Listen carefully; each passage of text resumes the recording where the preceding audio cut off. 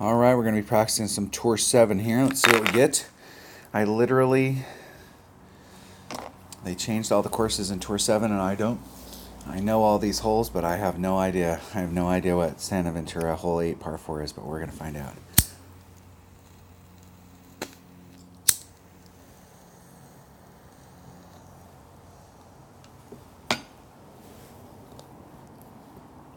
Alright, there's a lot of different ways to come at this. You know, if you got a bigger power ball and you can reach this area where our opponent's out there, but you can see he's got a 2 power ball, and is barely getting it done. You got to maneuver through this little neck. This area over here is best shot, especially in a tournament with a bigger power ball and a QB, because it's super accurate and you can get it right down here to the tip. Now you can try and start it over here and do a max overpower shot and try and get it to the front one, but that is a risky move to do that.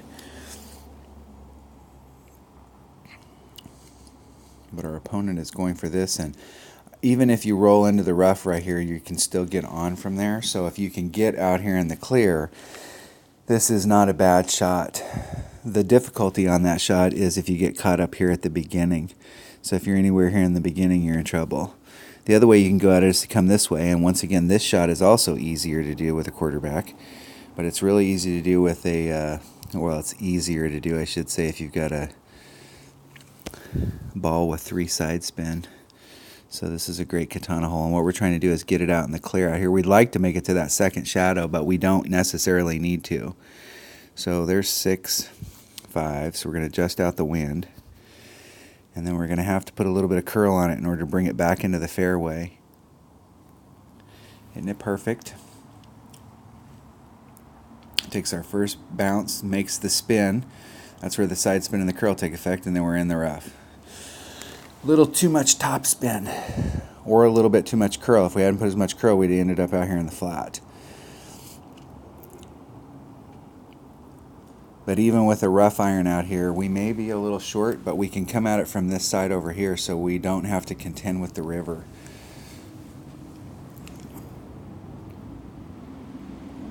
We will, however, if we were in our wood and we could go straight at it, there is a tree right there to the left, and we can't apply any curl.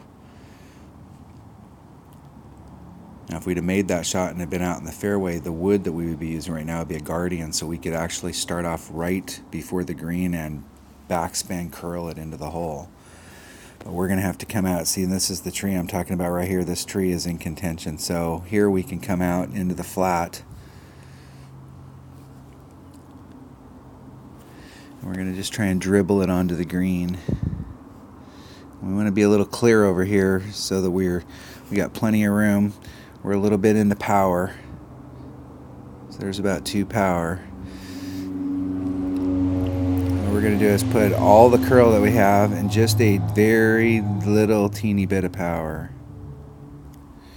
We hit good on the inside, which is bad, but the reason we left ourselves 2 rings away is so that we could clear that even if we hit it good, because we knew we were going to have to do an overpowered shot. And what we're trying to do is just dribble out onto the green.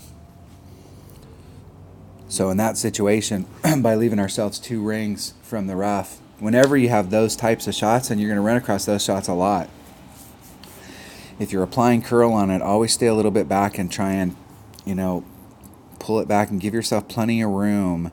You got a lot of stuff going on. You got side spin, curl, a little bit of overpower. You got all this stuff going on, so give yourself plenty of room for maneuver.